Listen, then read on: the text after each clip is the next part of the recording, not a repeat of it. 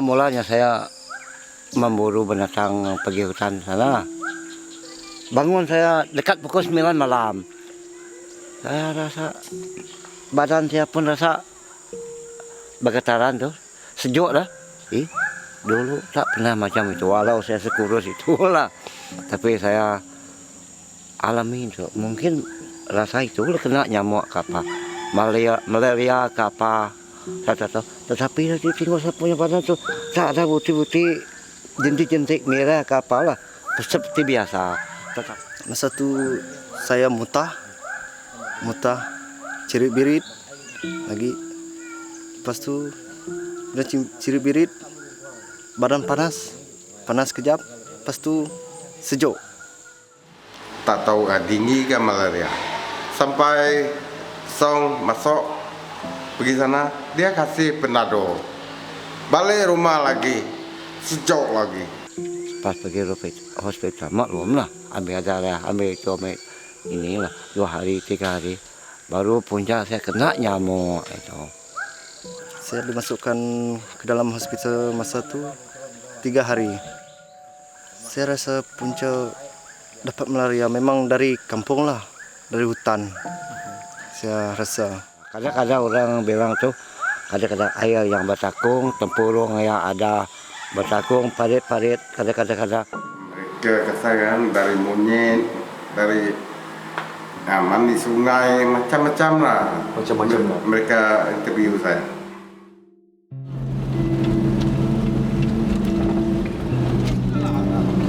Boleh, yang mana tidak? Sendiri tu boleh.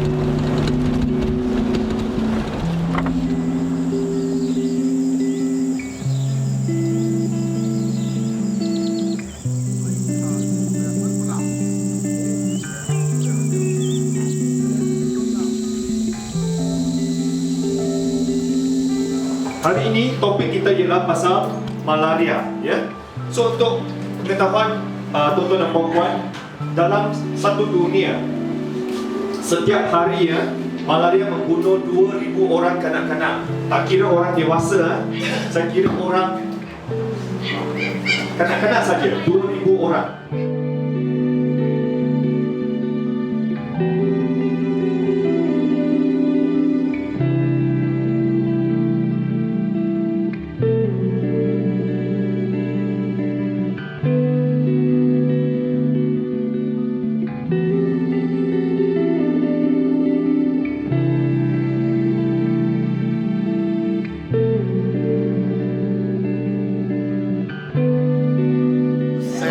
Ini langkah yang paling bagus untuk mementras penyakit-penyakit malaria begini. Pasal nanti biarlah orang semua tahu macam mana kita mencegah malaria dan macam mana kita menjaga kesihatan dalam kawasan-kawasan ini.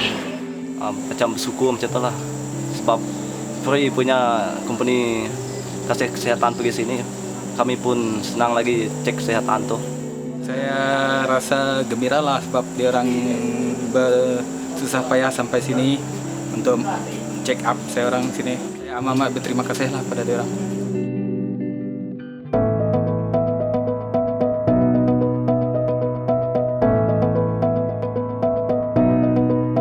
Malaria merupakan suatu penyakit berjangkit bawaan vektor yang bahaya di mana penyakit ini boleh menyebabkan kematian sekiranya pesakit tidak mendapatkan rawatan yang segera. Malaria boleh diklasifikasikan kepada 2 kumpulan iaitu malaria manusia dan malaria zoonosis ataupun bawaan binatang. Untuk malaria manusia pula, dia dapat diklasifikasikan kepada 4 spesies iaitu Falciparum, ovale, Vivax dan juga malaria. Manakala untuk malaria zoonosis pula, spesies yang menyebabkan penyakit ini ialah Plasmodium knowlesi. Ya. Untuk perbincangan ini, saya akan fokus lebih kepada malaria knowlesi ataupun malaria bawaan binatang kerana spesies ini menyumbangkan kes yang paling banyak di negara kita. Ya. So, malaria knowlesi merupakan penyakit berjangkit bawaan vektor yang disebabkan oleh parasit yang dinamakan Plasmodium knowlesi. Untuk kita memahami lebih mendalam lagi mengenai malaria knowlesi ini, ada 2 istilah yang kita perlu tahu. Yang pertama ialah host, yang kedua ialah vektor. Apakah itu host? Host ialah tempat tinggal parasit. Dan host parasit utama malaria knowlesi ialah kera ataupun monyet. Manakala untuk vektor pula, vektor ialah organisma yang menyebar penyakit. Dan vektor yang dimasukkan di sini ialah nyamuk betina spesies Anopheles. Selepas nyamuk betina Anopheles menghisap darah daripada pesakit yang menghidap penyakit malaria ataupun monyet, dan parasit ini akan tinggal di dalam badan nyamuk. Seterusnya, nyamuk dengan parasit ini kemudiannya menghisap darah manusia, dan dalam proses inilah parasit memasuki badan pesakit baru. Setelah parasit ini memasuki badan manusia, ianya akan membiak di dalam sel darah merah dan menyebabkan pelbagai simptom ataupun gejala seperti demam, sakit kepala, sakit-sakit badan, sakit sendi, ya. Ada segelintir pesakit juga mengalami gejala seperti menggigil, rasa sejuk, loya, muntah dan cirit-birit. Sekiranya pesakit tidak mendapatkan rawatan yang segera, penyakit ini akan melarat dan menyebabkan koma dan juga kematian. Di negara kita pada tahun 1961 telah mencatatkannya lebih daripada 243,000 kes malaria. Dengan pelbagai usaha daripada Kementerian Kesihatan Malaysia, kita berjaya mengurangkan kes pada 7,105 kes pada tahun 2009 dan seterusnya kes berkurangannya kepada 3,876 pada tahun 2013, dan pada tahun 2018 kes telah meningkat semula pada 4,630 kes.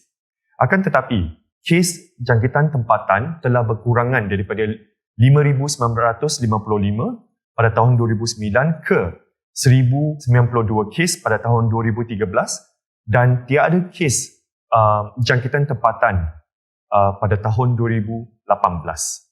Dan pada masa yang sama, kita telah menyaksikannya kes malaria bawaan binatang ataupun zoonosis telah meningkat kepada 4,132 kes.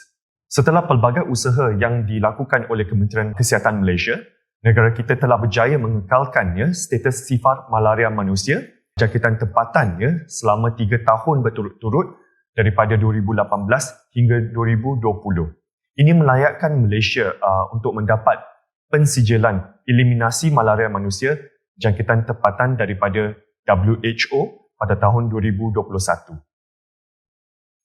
Namun demikian, negara kita masih menghadapi ancaman malaria knowlesi di mana kes zoonosis semakin meningkat daripada 376 kes ke 4,131 kes pada tahun 2018.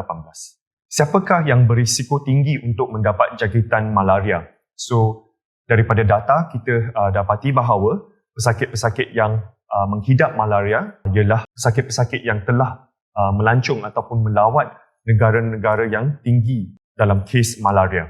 Selain daripada itu, untuk negara kita, pekerjaan ataupun orang-orang yang berisiko tinggi untuk mendapat malaria ialah pembalak, pemburu, pekebun durian, pekebun getah dan kelapa sawit dan juga pelancong yang melancong ke tempat-tempat seperti hutan dan paya.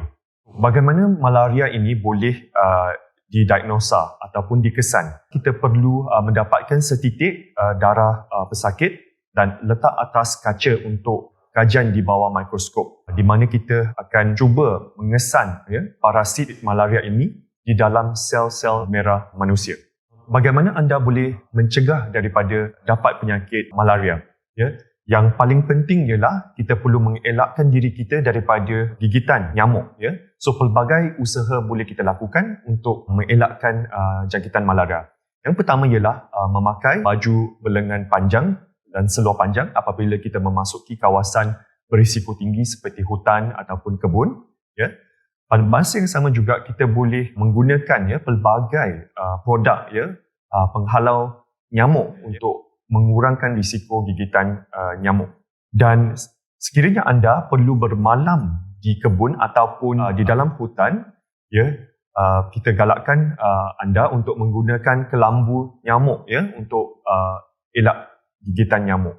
Cara kedua dan juga cara yang pendekatan yang baru di mana kita boleh mengambil rawatan pencegahan.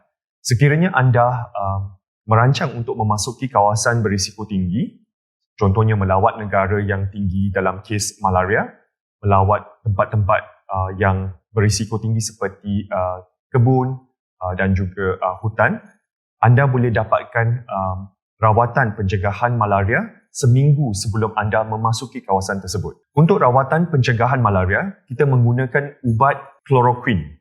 So, ubat ini kita perlu makan seminggu sebelum kita memasuki kawasan berisiko tinggi, dan kita perlu tetapkan 1 hari yang anda ingin mengambil ubat pencegah ini. Ubat ini hanya perlu digunakan ataupun diambil seminggu sekali sahaja. Dan setiap pengambilan anda hanya perlu menggunakan 2 biji ubat. Anda perlu ambil ubat ini seminggu sekali sepanjang waktu anda berada di dalam kawasan berisiko tinggi. Dan ubat ini perlu diambil 4 minggu lagi setelah anda keluar daripada kawasan berisiko tinggi. Dan tempoh maksima rawatan pencegahan ini ialah selama 2 tahun. Sebelum kita mengambil rawatan menggunakan ubat chloroquine ini, kita perlu tahu sama ada kita sesuai untuk mengambil rawatan ini ataupun tidak. So, orang yang tidak sesuai ataupun kontraindikasi untuk mengambil ubat chloroquine ini ialah orang yang pernah mengalami allergic kepada ubat chloroquine, pesakit yang mengalami penyakit kulit seperti psoriasis ataupun porphyria, dan juga orang yang mengalami masalah mata retina dan juga pandangan visual. Pesakit ini adalah tidak sesuai untuk mengambil rawatan pencegahan malaria ini. Apa yang kita perlu memberikan perhatian ialah ubat ini boleh menyebabkan hemolisis darah merah untuk orang yang ada masalah G6PD, dan juga kurang sesuai untuk orang yang ada masalah jantung. Dan ubat ini kita perlu simpan di bawah suhu 30 Celsius untuk memastikan keberkesanan ubat ini.